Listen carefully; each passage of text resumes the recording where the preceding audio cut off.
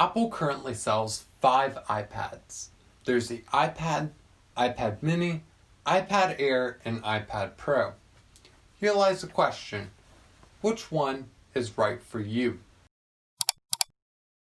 We're going to start by looking at the higher end of the iPad line, the iPad Pro. It's like a combination of the MacBook Pro and iPhone Pro. You can choose between a 12.9 inch or 11 inch side screen featuring ProMotion technology, which is Apple's fancy talk for 120 Hz. To put it simply, this is what gives the iPad Pro a fast, smooth feeling when navigating. The 2020 iPad Pro is powered by the A12 Bionic, which is Apple's current high-end processor for iPads.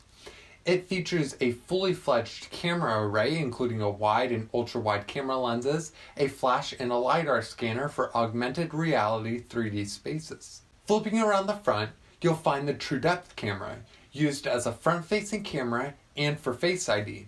You will also find 2 speaker grills at the top and 2 at the bottom. In between the bottom speakers is a USB Type-C port instead of Lightning. More on that later. Both sets come together to create an excellent audio experience. The iPad Pro also supports the 2nd Gen Apple Pencil, which conveniently attaches to the iPad both for storage and to recharge. Upon checkout, you can upgrade the storage capacity from 128 gigs all the way up to 1 terabyte and choose between space gray and silver colors. Up next, we take a look at the iPad Air, just a step down from the iPad Pro. The iPad Air takes all the important parts of the Pro and leaves the rest behind. That being said, the Air misses out on the True Depth camera system in favor of a FaceTime HD camera. Without the True Depth camera, Face ID was dropped in favor of Touch ID being built into the sleep-wake button. Continuing with the cameras, the Air skips out on the multiple lenses and LiDAR scanner in favor of a single wide lens. They also have roughly the same displays minus ProMotion. However, the iPad Air gets the generic A14, which is still super fast and on par with the A12Z of the iPad Pro. Almost everything else is the same: Apple Pencil 2 support, USB-C charging, and speaker arrangement. When checking out, you can choose between a wide range of colors and upgrade the storage from the basic 64 gigs all the way up to 256 gigs. Then on to the standard 8th Gen iPad from 2020. This is the most basic iPad. It uses the old design language with a Touch ID home button. The camera is super basic, but it'll get the job done. And I think the 10.2 inch screen is the perfect size tablet. You get to keep the 3.5mm headphone jack, and there's only 1 speaker grill at the bottom, and between it is a Lightning port. All of this is powered by the A12 processor, which was originally launched with the iPhone XS. During checkout, you can choose your color options from space gray, silver, or gold, and upgrade the storage from 64 gigs to 128 gigs. Last is the 5th Gen iPad mini from 2019. The iPad mini takes the iPad and shrinks it to a 7.9 inch display. Ironically, that's about an inch bigger than the iPhone 12 Pro Max. Other than the screen, everything else is the same as the 8th Gen iPad. When checking out, you can choose from the same color options as the standard iPad. For storage options, you can upgrade from the basic 64 gigs to 256 gigs. Here comes a question: which should you get? Well, the iPad mini is an obvious no-go. It hasn't been updated since 2019. Not that its internals are out of date, but I think it's pretty overpriced for what it is. The only reason I can see to buy an iPad mini is that you really want a smaller 7.2 inch screen. Other than that, get the basic iPad.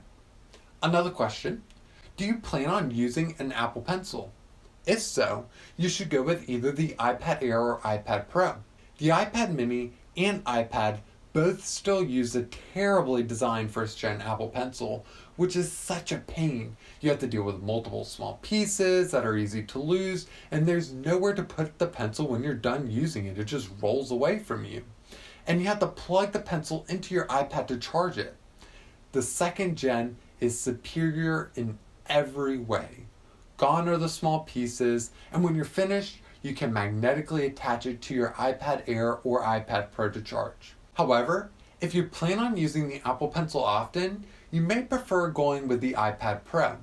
Its faster screen will make your pencil work seem more instantaneous. Do you plan on using external devices like a TV, external flash drive, dock, or USB keyboard and mouse? Then once again, you should go with the iPad Air or iPad Pro. Both of these devices have USB-C instead of Lightning. With USB-C, you can basically plug in any of your USB accessories into your iPad. If you already have a 2016 or newer MacBook, you probably also have a collection of adapters, docks, and cables that will now also work on your iPad. When it comes down to the iPad Pro versus the iPad Air, it gets a little tricky. Are the small benefits of the iPad Pro important enough to spend the extra money? Is Face ID, the smoother display, and the fully fledged camera array important to you?